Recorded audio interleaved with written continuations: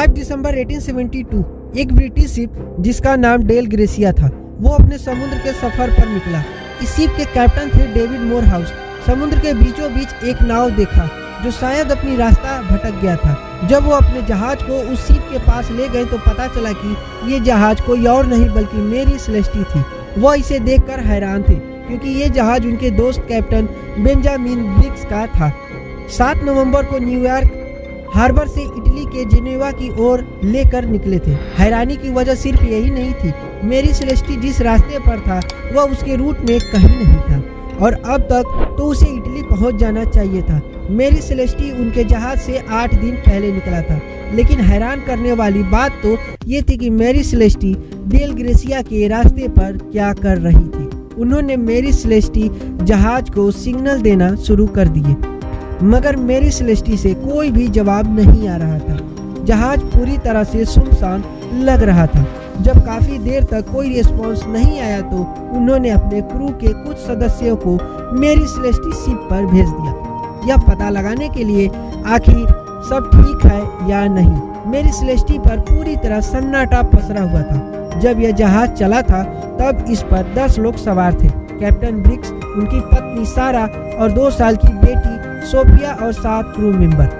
मगर अब पूरे जहाज पर कोई नहीं था। यही नहीं, मेरी सेलेस्टी ने कई मौतों की कहानियां भी लिखी हैं। हैरानी इस बात की थी कि सब कुछ सही सलामत था, लूटपाट किया ही नहीं गया, तो फिर 10 लोग हवा में कैसे गायब हो गए। इसके लिए हमें थोड़ा पीछे जाना होगा। साल 1861 से मेरी सेलेस्टी की लंबाई 100 फुट और चौड़ाई 25 फुट थी। कनाडा के नोवा स्कोशिया में यह जहाज बनाया गया था। तब इसका नाम एमाजोन था। इस जहाज को चलाने वाला पहला ही कैप्टन मारा गया। वह बीच यात्रा में बहुत ही ज्यादा बीमार हो गया और फिर मारा गया। धीरे धीरे इस जहाज से जुड़ा हर आदमी मारा गया, कैप्टन हो या क्रू, मिस्ट्री हालत में मारा गया।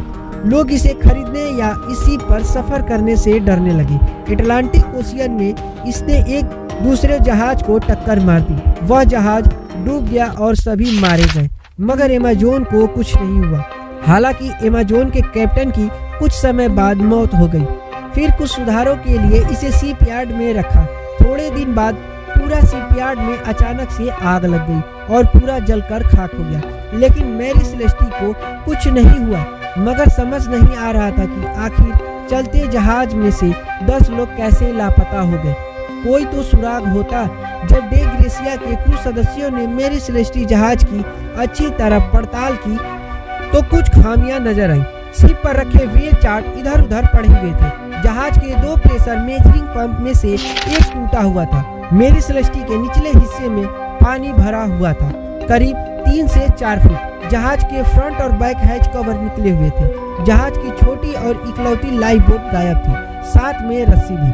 हालांकि वहां मौजूद कार्गो सही सलामत था। मेरी सेलेस्टी में 1701 बैरल इंडस्ट्रियल एल्कोहल रखी हुई थी। उसे लूटा बिल्कुल भी नहीं गया था, बस उसमें से 9 डिब्बे खाली हो गए थे और वह भी लीक की वजह से। नेविगेशन टूल चल रहा था। जहाज में इतना राशन था कि अगले 6 महीने का वक्त आराम से काटा जा सकता था।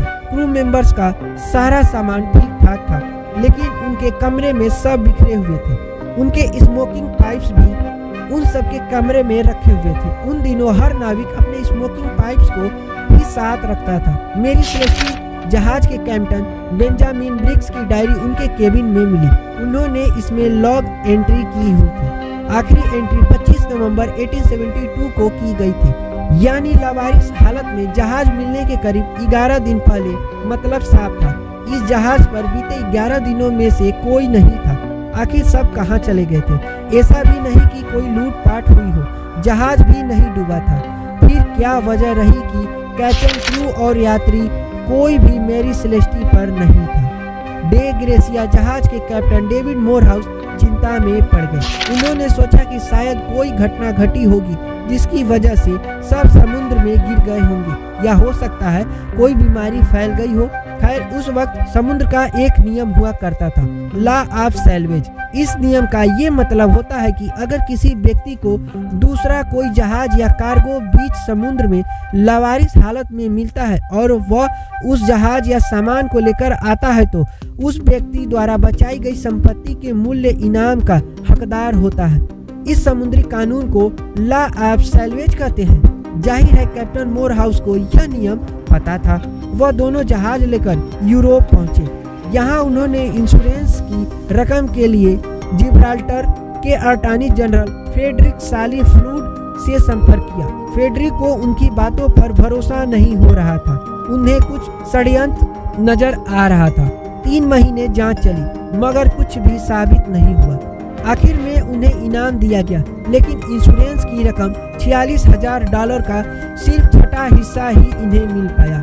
इससे पता चला कि अधिकारी डे ग्रेसिया जहाज के क्रू की बातों से पूरी तरह विश्वास नहीं कर रहे थे। एटलांटिक ओशियन में म्यूचुअल इंश्योरेंस कंपनी में क्लेम्स डिवीजन के सीनियर वाइस प्रेसिडेंट रहे टेड हैक कहते हैं कि इसकी कितनी भी संभावना है कि न्यूयॉर्क से निकले 2 जहाज दुर्घटनावश 2138 मील दूर उत्तरी अटलांटिक के मध्य में मिले। यह भी पता चला है कि दोनों जहाज एक साथ ही न्यूयॉर्क हार्बर पर खड़े थे। अफवाहें तो इस बात की भी है कि मेरी सेलेस्टी की अपनी यात्रा पर निकलने से पहले दोनों जहाज के कप्तानों ने एक साथ डिनर किया था। मेरी सेलेस्टी जहाज में कैप्टन ब्रिक्स की भी हिस्सेदारी थी, तो सवाल था कि वह अपनी नैया खुद ही क्यों डुबोएंगे। खैर समय के साथ साथ जहाज से जुड़ी कई तरह की थियरी निकलकर सामने आने लगी थी। पहली थियरी, जहाज पर कुछ स्क्रैचेस थे और कैप्टन की तलवार पर भी खून था। हो सकता है कि किसी क्रू मेंबर ने पूरे घटना को अंजाम दिया हो, सबको मारा हो और फिर समुद्र में फेंक दिया हो।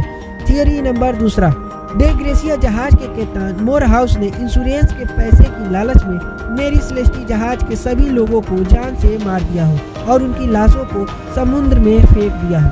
थियरी 3 ये निकल कर आ रही थी कि कैप्टन बेंजामिन ब्रिक्स और कैप्टन मोरहाउस ने मिलकर सबको मारने की प्लानिंग रची हो। मेरी सेलेस्टी के सारे क्रू मेंबर्स को मारकर कैप्टन ब्रिक्स अपने परिवार को लेकर निकल गए होंगे ताकि कैप्टन मोरहाउस को पैसे मिले और दोनों आधा आधा बांट सके। चौथी थियरी ये थी कि समुद्र में मेरी सेलेस्टी किसी तूफान से टकराया होगा जिससे उसके निचले हिस्से में पानी भरना शुरू हो गया होगा। इस बीच कार्गो के कुछ डिब्बे चटक गए होंगे जिनसे इंडस्ट्रियल एल्कोहल रिसने लगा होगा। जहाज में ब्लास्ट होने के डर से सब लाइफ बोट लेकर निकल गए होंगे, मगर फिर जहाज से बंधी रस्सी टूट गई होगी और सब के सब मारे गए होंगे।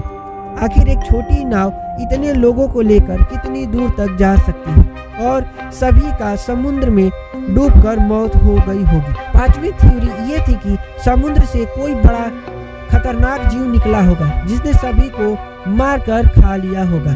इन थियरी के बीच जहाज के साबित होने की खबरें भी फिर से उड़ने लगी थी। दरअसल जब से मेरी सेलेस्टी जहाज बना था उसके साथ कुछ अजीब ही हो रहा था। इस जहाज के साथ जो जुड़ा था वो मारा गया था, पूरी तरह बर्बाद हो गया था। बट अन्य किस्म की थ्योरी जबानी और कई लोगों ने तो मेरी सेलेस्टी के एक्सीडेंट का जिम्मेदार मेरी सेलेस्टी को खुद ही माना और जिसने हिम्मत करके इसे खरीदा भी उसे फिर बाद में इसे लॉस में बेचना पड़ा। और फाइनली जब मेरी सेलेस्टी 1879 में सेंट हेलेना बे पर पहुंची, एक बार फिर से शिप इसके 6 साल बाद वही हुआ जिसकी कल्पना किसी ने नहीं की होगी। कैप्टन जॉन पाकर ने इस श्रापित शिप से पैसे कमाने के लिए पहले तो $30,000 के वर्क प्लेस कार्गो को इंश्योरेंस कराया और फिर मेरी सेलेस्टी में भरकर हैती के पास जाकर कैप्टन ने इस शिप को आग लगा दी और फाइनली 1861 से शुरू हुए मेरी के जर्नी की राख को एंड पानी की गहराइयों में दफन कर दिया गया। हालांकि इंश्योरेंस कंपनी के इन्वेस्टिगेशन में इस बात का पता चला और कैप्टन जॉन पर केस चला, फिर भी वो और उनके साथी जेल जाने से बच गए। लेकिन वो शिप के श्राप से कैसे बच जाते हैं? क्या इस इंसिडेंट्स के सिर्फ 3 महीने के बाद ही गरीबी से कैप्टन की मौत हो गई? उनका साथ ही पागल हो गया, दूसरे ने खुदकुशी कर ली। लेकिन इस सब में आपसे पूछना चाहूँगा कि इस शिप को लेकर आपका क्या ख्याल है? इस शिप ने इंसिडेंट्स का पहाड़ खड़ा कर दिया है या फिर इसकी कहानी को इस तरीके से प्रेजेंट किया गया है कि ऐसा लग रहा है कि ये शिप या फिर इवन ये शिप सही में काफ़ी पनौती है। ये स्टोरी आप लोगों को कैसी लगी कमेंट करके अपनी राय हमें जरूर दीजिएगा और साथ में हमारे चैनल को भी फॉलो और सब्सक्राइब जरूर करिएगा। Thanks for watching this video.